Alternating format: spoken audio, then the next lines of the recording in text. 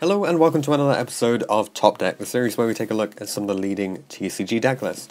This time we have Ben Challoner's deck list from the recent Cardiff and Bristol regionals.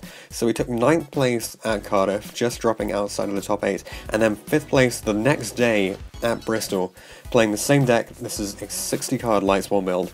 So what we're going to do is run through the deck, the siding strategy, and the rounds, and then we'll bring on Ben to have a chat about potential changes that he made, because we have seen him bring on 60 card before, so let's go through this. We start off with triple Ash Blossom, triple Ghost Ogre, triple Snow, one Gozuki, triple Lonefire, triple Mezuki, triple Scorpio, triple Raiden, triple Wolf, triple Solitaire, double Uni, one Spirit Master, one Damage Juggler, one Hat Tricker, one Trick Clown, one Garnet, one Rex, 1000 Blades, and the one Cobra, the one Goblinberg. So we got all of the sort of pseudo Garnets here. Then the triple Brilliant Fusion, triple Charge, triple Left Arm, triple Desires, double Goldsuck, one Soul Charge, one Grass, one Monster Reborn, one Foolish, and triple Twin Twisters. So this is a little bit more unconventional within the main. We don't see any of the recharges, which we typically see, and the difference between the last list and this one, the main one, is he's running more hand traps and the triple twisters, but no dinos. So we saw he's got the Giant Rex, but obviously no Ultimate Conductor or Overtex Coatless, that sort of engine within the main deck itself.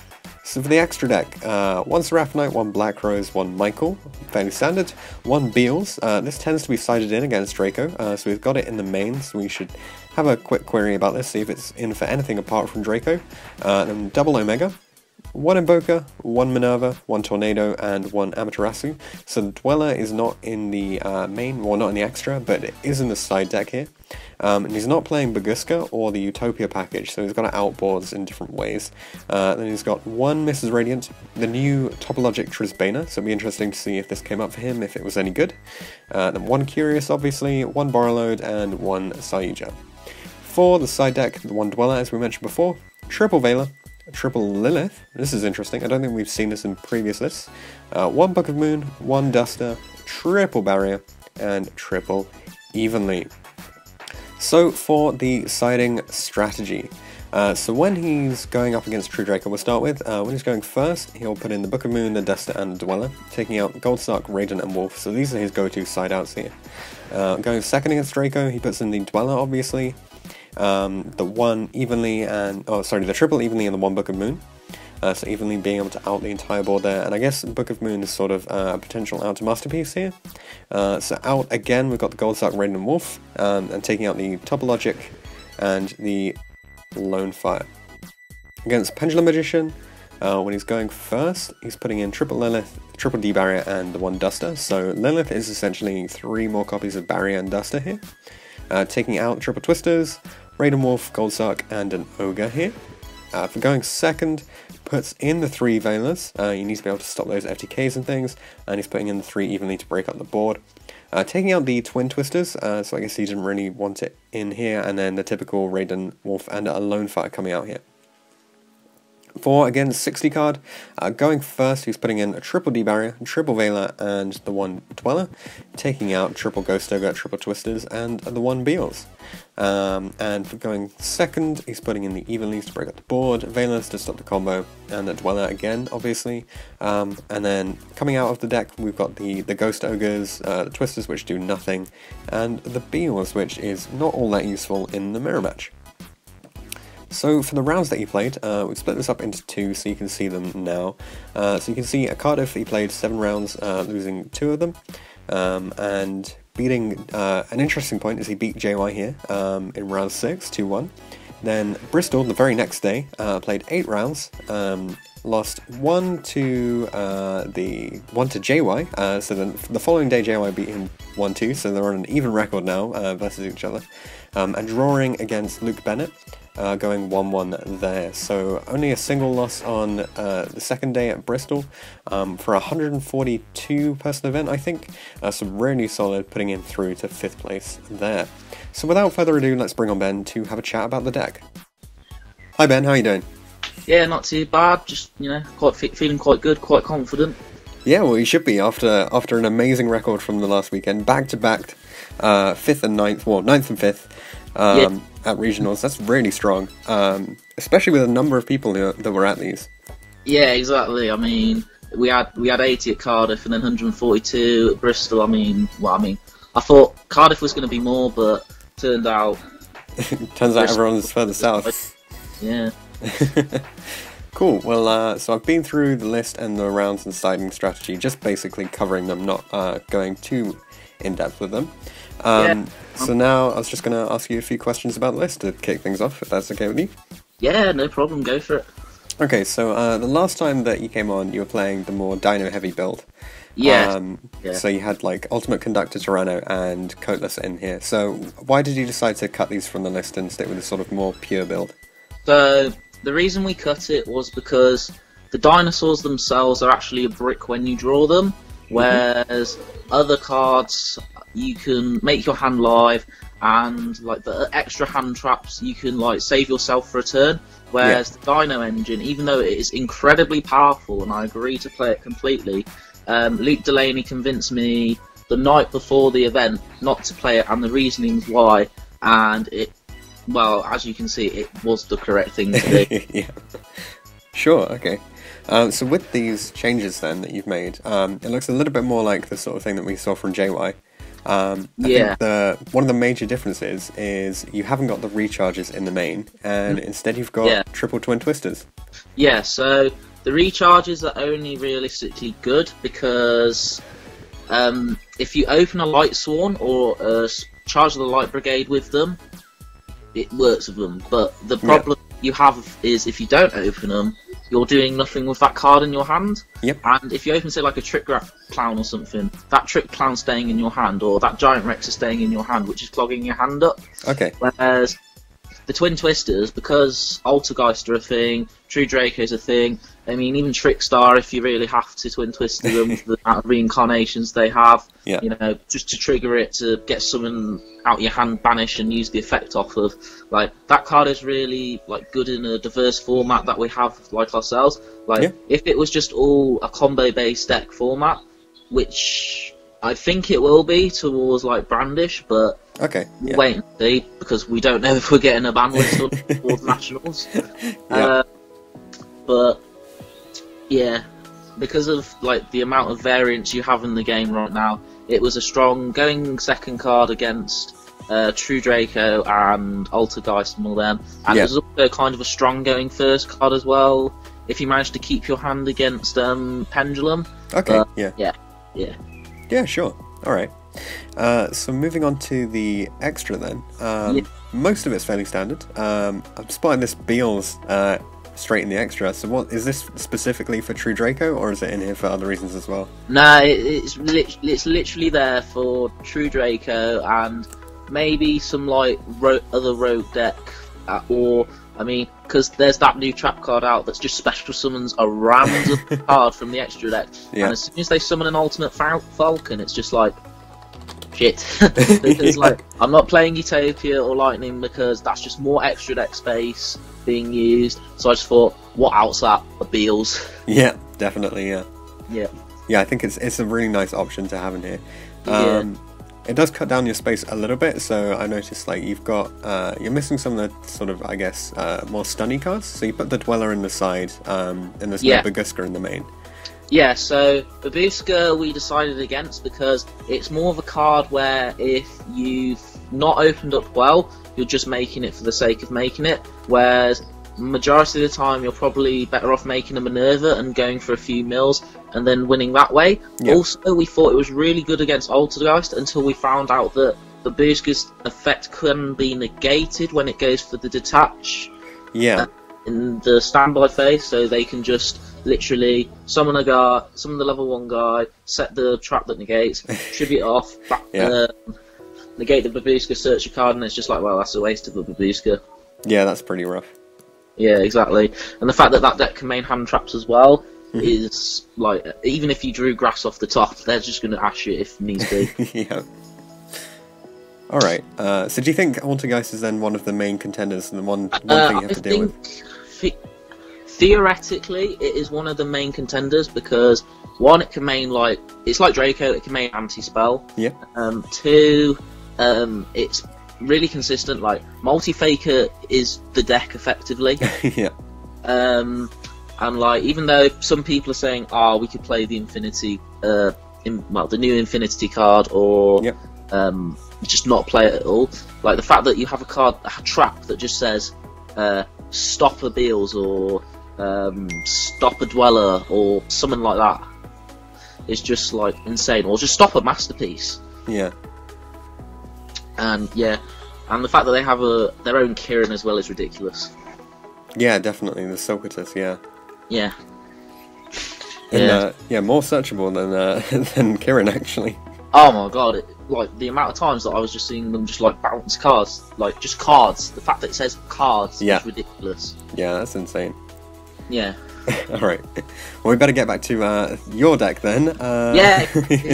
Where are we going with this? Okay, so continuing, we'll finish off the extra first. So you've got the new Topologic Trisbana in here, which has just been released in Flood. So how was this for you? So, at Cardiff, I made it against JY when I had nothing else to make realistically, and I thought maybe I could trick him into summoning a card that points to it, just so he had an extra deck zone. But picked up the card and read it, and I was like, damn it.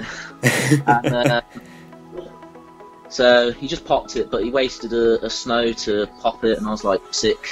And also I had my own snow engrave, so I could just banish anything, and he was on low life anyway. Okay. And then against Pendulum at Bristol, in the last round, I thought of making it to like just burn him and like completely blow him out of the game and just go, yeah, everything's banished now. Yeah. Like he had quite a few cards on the field. Like he didn't have a Vortex, but he had a Naruto and stuff like that, and 2 scales, but decided against it and just went for a more better board as such than just a simple blowout, which I agree is wrong, but like at the time I was like, I could just theoretically make a board that stops all sorts of cards if he draws them. Yeah, and it lets you have more fun with your deck as well. Yeah, exactly. Cool, okay, so yeah, the rest of the extra then, pretty much the same as before. Yeah, exactly. So we'll go on to this. Lightsworn doesn't really change much, let's be honest. Yeah. Once you've got a competitive deck sorted out, you don't need to do any changes to it, really, do you? Yeah, exactly. Or like try to find secret texts that no one knows about. Yeah. And then reveal them on YouTube afterwards. Yeah. Alright, so moving on to the side deck then. So you got the Dweller in here, as you said before. Yeah. And then the Triple Veiler, which we saw from you putting in last time. Yep, the card just is insane. Yeah. Would you switch this out for the Infinite Impermanence, or do you think Veiler's the better option? No, I think Veiler at the moment is a much better option. I agree, Impermanence does stop True Draco, but Veiler, you can have a board, keep it in hand, and try and like put your opponent into a false sense of hope of he's only got one hand trap because he's Amaterasu'd for a Ghost Ogre on the field and an Ash in hand, and they think, I can deal with the Ghost Ogre, and they only need to Ash one thing, and then if you have the effect Veiler as well, it's just like, GG. Yeah. Extend the handshake with the Veiler. Yeah. That's against JY Sharif. It pretty much happened like that. He summoned Cobra. No, not Cobra. Scorpio. Yeah. He tried to use the effect. He knew I had Ash. And I just went Veiler, and he just went, yeah, that's game. Yeah. Alright, so next up we've got the Triple Lilith, which is from the Lair of Darkness structure deck. So I don't think we've seen this. Indeed. So this card is a say no to Pendulum card. Okay. So, the reason we played this was it was the quickest way to de-barrier against Pendulum. Yeah. And we thought this card is insane for going first because the fact that you have so many extenders in the deck and the fact that you have your additional normal summon after you've gone for the Cobra play, or even if you just open Brilliant Fusion up for itself, or even if you just brick and you just draw that card against Pendulum, it turns them off for a turn. Yeah. It's another way to debarrier, which is so important against Pendulum, and it's literally that reason we played it, because it just says search debarrier. Yeah. But doubling your debarrier count is pretty nice. yeah, like at one point we thought, oh my god, it gets you evenly matched, and then we read it and we're like, oh, it has to say. Yeah. I'm just like, okay, it's good, but it's not that great. But then we found a fourth card to play that effectively stopped Pendulum, which was the Heavy Storm Duster. Yep. So the reasoning behind this was that if we milled one of our debarriers off of off of anything, we could just reveal the Heavy Storm Duster and 2D barrier. So like back in Pepe, when people used to do the Ariadne combo and all that shenanigans, and they'd reveal, like, I don't know, a Grand Horn of Heaven or something stupid like that with like 2 strike. It was effectively one of those, and it's better because it's at random, so they don't know what you're getting. Yeah, sure. And the fact that Heavy Storm Duster can shut off Pendulum for when they go for their big Pendulum push is insane. Absolutely insane.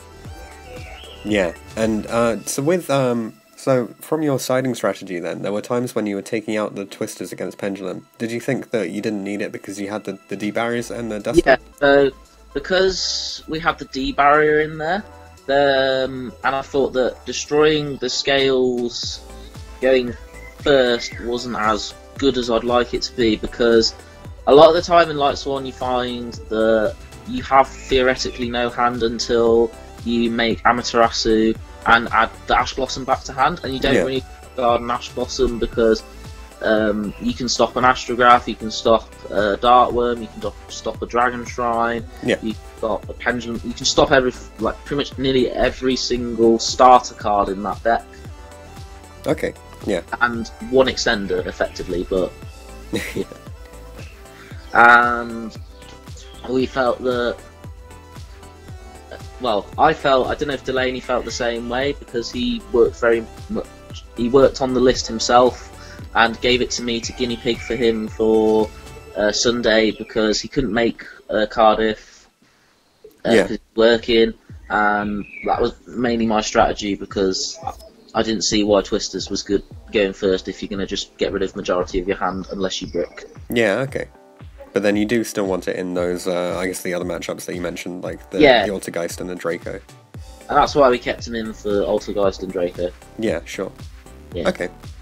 So the rest of the side deck is just the triple evenly match, which is probably the most standard side deck card that we've actually seen. Yeah, the blooming out the board, no Raigeki Dark Hole for these days.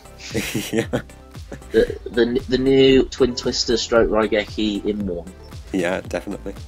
Yeah. Oh, well, one more thing I should actually pick up on is you ran the one Book of Moon in the side deck.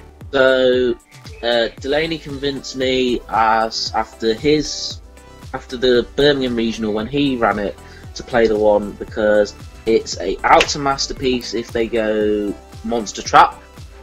Yep. Because they think you're siding into evenly match.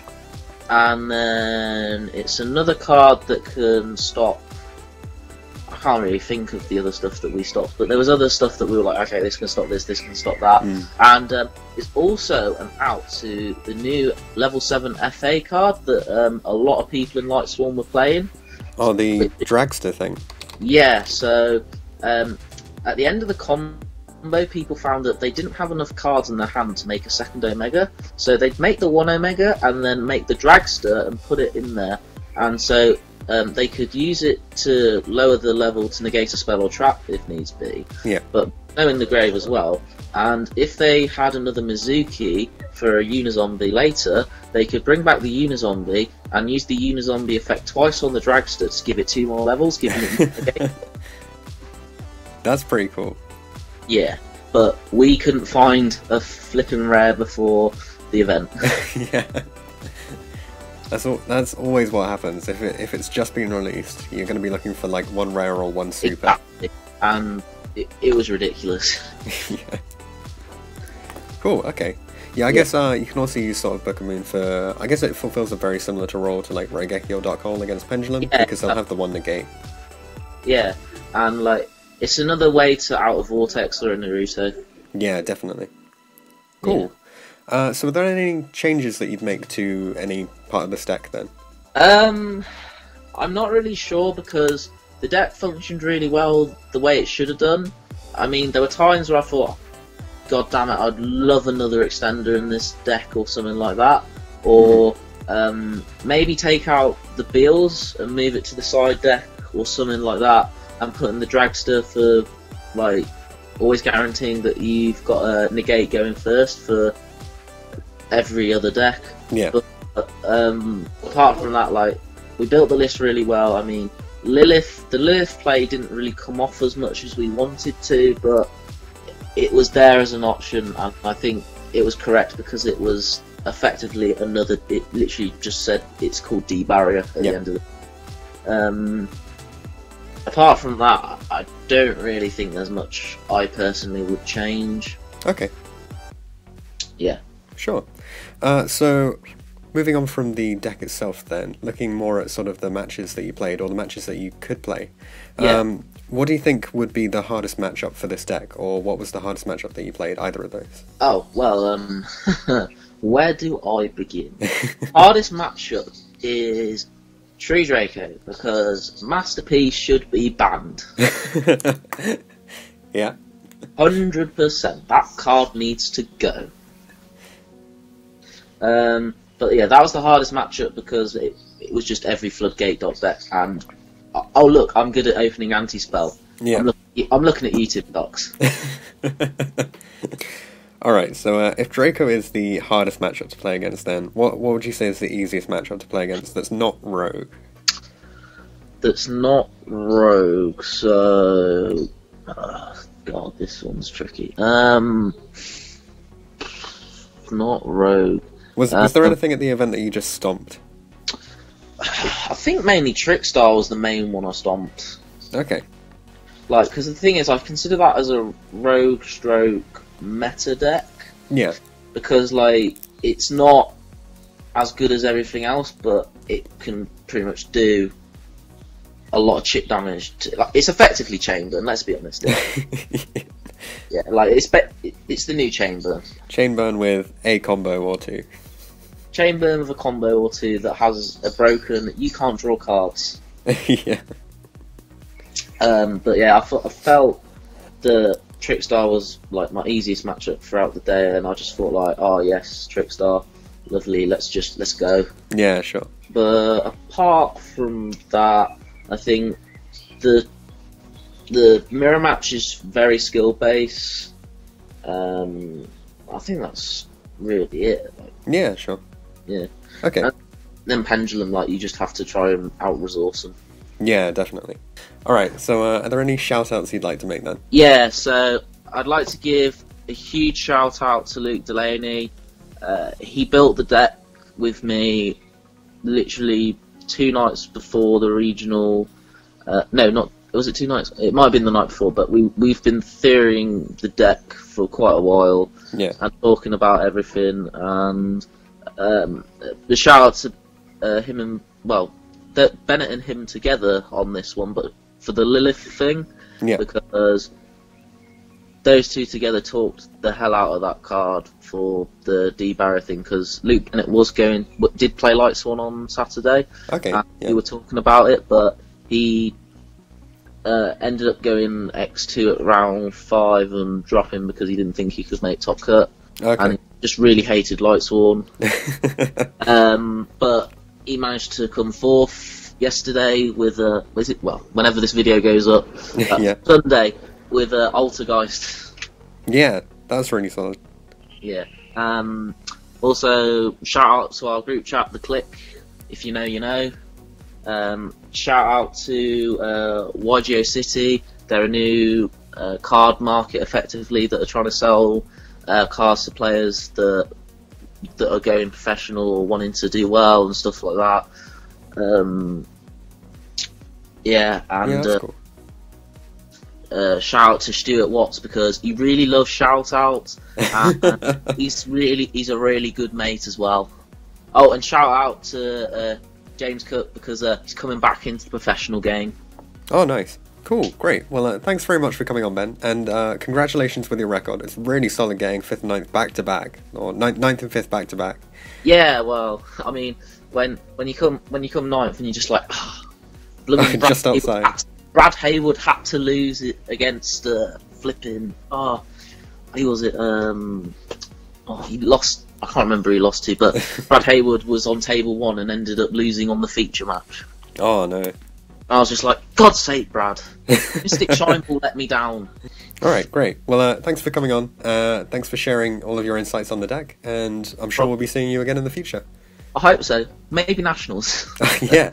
I hope. No guarantee. Alright, see you then. Alright, see you in a bit. Thanks for watching this episode of Top Deck. If you have any comments or suggestions that you would like to make, leave them in the comment section down below. Check out the description for details of how you can get involved in this series. You can enter by voice interview, or instead you could just send all of your information over Facebook Messenger. Anything like that will be absolutely fine. If you want to see anything in particular from the upcoming series, then be sure to get in touch, and I'll see you guys in the next video.